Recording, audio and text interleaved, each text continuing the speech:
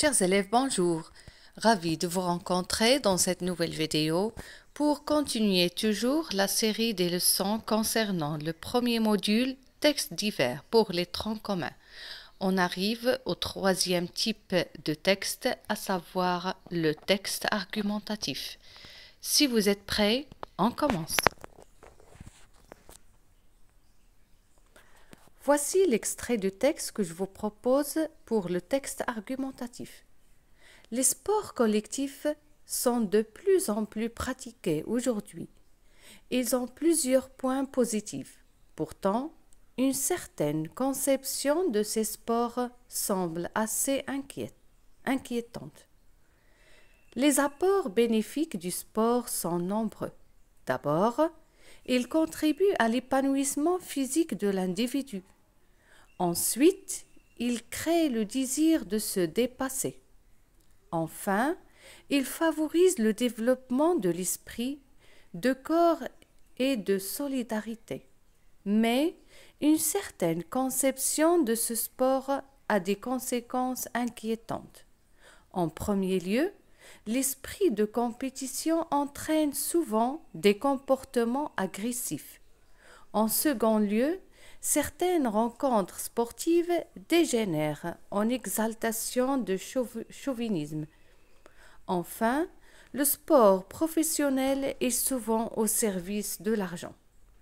Certes, les stades se transforment parfois en arènes, mais le sport reste un moyen d'épanouissement individuel et collectif. Donc, c'est l'extrait de texte que je vous propose.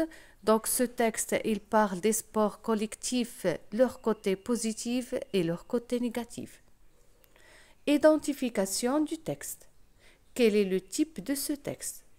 Après la lecture du texte, vous voyez que ce n'est pas un texte narratif, ce n'est pas un texte descriptif, mais c'est un texte argumentatif.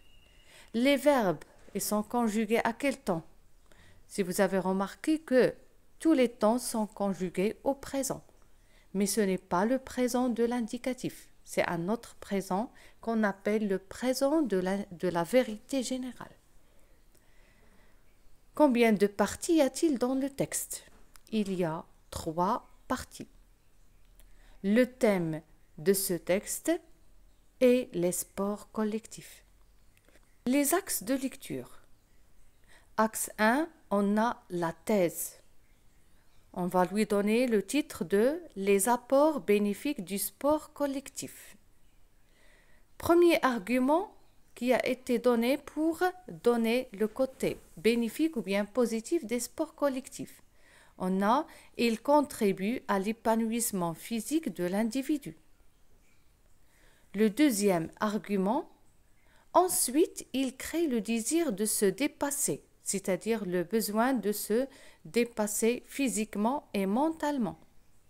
Le troisième argument, enfin, il favorise le développement de l'esprit du corps et de solidarité, c'est-à-dire chaque individu accomplit l'autre au service de l'équipe. Donc, dans cette partie, on parle des côtés positifs des sports collectifs. Donc, cette thèse est introduite par des liens logiques. Si vous avez remarqué, on a d'abord pour le premier argument, ensuite pour le deuxième et enfin pour le troisième argument. Deuxième partie ou bien deuxième axe, on a l'antithèse, c'est-à-dire les conséquences inquiétantes des sports collectifs, c'est-à-dire les côtés négatifs des sports collectifs. Le premier argument, on a en premier lieu l'esprit de compétition entraîne souvent des comportements agressifs, tels que, par exemple, tel le coup de tête de Zidane lors de la finale. Ça, c'est seulement un exemple pour l'expliquer. Deuxième argument, en second lieu, certaines rencontres sportives dégénèrent une exaltation de chauvinisme, c'est-à-dire les comportements des supporters ou dans les commentaires des journalistes. Le troisième argument, enfin, le sport professionnel est souvent au service de l'argent, c'est-à-dire les affaires de dopage et de corruption d'arbitres. Donc, Cette antithèse est introduite par des liens logiques aussi, mais ils ne sont pas les mêmes. On a utilisé en premier lieu pour le premier argument, en second lieu pour le deuxième et enfin pour le troisième argument. Troisième axe, c'est la synthèse, c'est-à-dire le point de vue de l'auteur. Certes, les stades se transforment parfois en arènes, mais le sport reste un moyen d'épanouissement individuel et collectif. Dans cette troisième partie, c'est la synthèse, c'est la conclusion. L'auteur, il donne son point de vue.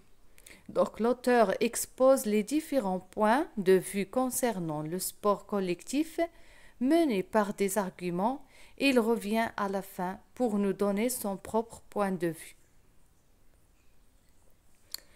Donc comme synthèse, c'est quoi l'argumentation ou bien un texte argumentatif? L'argumentation a pour but de convaincre ou de persuader son interlocuteur. Pour cela, l'auteur donne des arguments et des exemples organisés à l'aide des connecteurs logiques, tout en conjuguant les verbes au présent de la vérité générale. Donc, c'est la définition du texte argumentatif. C'est un texte dans lequel l'auteur essaye de convaincre ou bien de persuader. Convaincre, ça veut dire utiliser des arguments pour toucher la raison. Et persuader, c'est pour toucher les sentiments de l'interlocuteur.